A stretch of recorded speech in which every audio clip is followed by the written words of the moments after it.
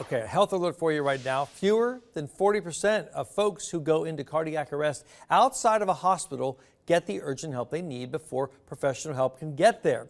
That's why this month and every month, the American Heart Association is stressing the importance of learning CPR. It's super easy to learn. I remember getting it as my Cub Scout and Boy Scout badge back in the day because my mom was a nurse and taught us how to do it. So we have Julie Tolbert and Jordan Moser with us here this morning. Ladies, thanks for both of you coming on. And I was shocked as we're talking in the commercial break, talking about the importance of learning CPR firsthand.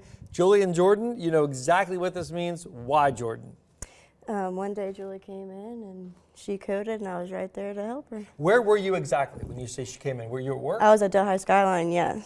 Delhi Skyline. Yes. Just enjoying yourself some Skyline chili. And how did you know she had coded? What happened?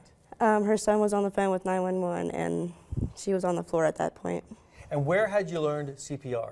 At Diamond Oaks. Wow, okay, so you learned it. How long after you learned it did you have to actually put it into motion? About 15 years.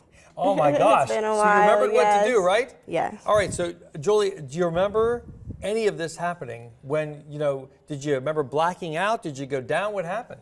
I walked into Skyline Chili, meet my dad, and my youngest son was with me. Didn't feel anything out of the ordinary.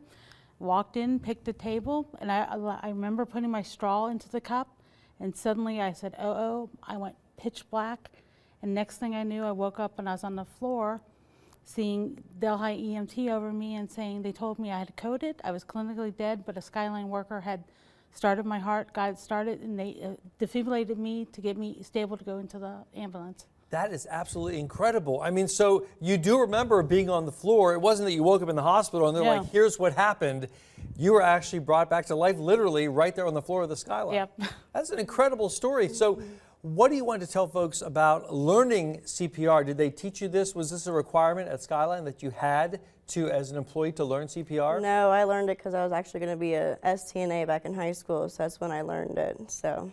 Oh my gosh. And did you ever think, as I remember learning it as well, did you ever think, I'm going to have to use this someday?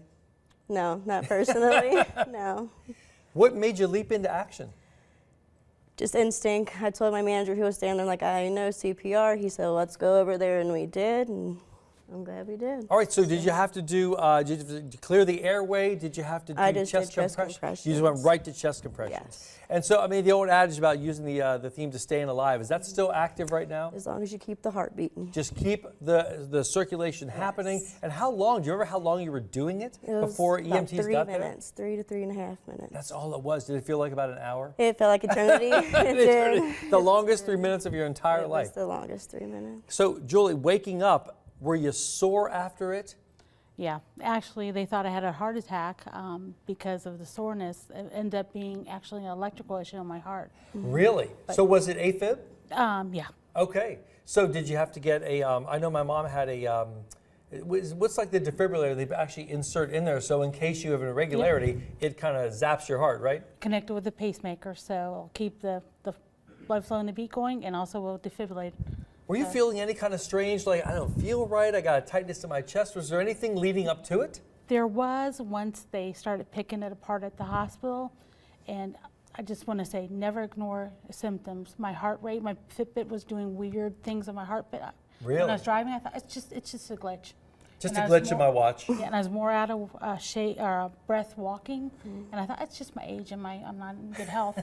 But no, do not ignore any symptom. It's better to go to the doctor and make an error than to end up like my story. Well, I love that you're here to tell your story, and kudos to your guardian angel right here. Right person, right place, right time, and you knew what to do. And I know we have some of the Go Red things here for women and wearing red here on Friday, which we will all do, of course, to celebrate those who have survived heart events. Yeah. And we're actually having an event. I work for Mount St. Joe, and we're a big supporter of American Heart, and we want to also celebrate Jordan. So at Skyline Chili on February 7th, we're accepting donations to go for the mini heart marathon. That's awesome. And this, by the way, was just last year when this happened, right? Yeah, January 20th. Yeah. Here we are. Another year to tell your story. I think that's fantastic, ladies. Thanks for coming on. I hope it inspires somebody else at home to learn CPR. All right. It was kind of heart-stopping just hearing that. It's like, oh, my goodness. All right, let's go.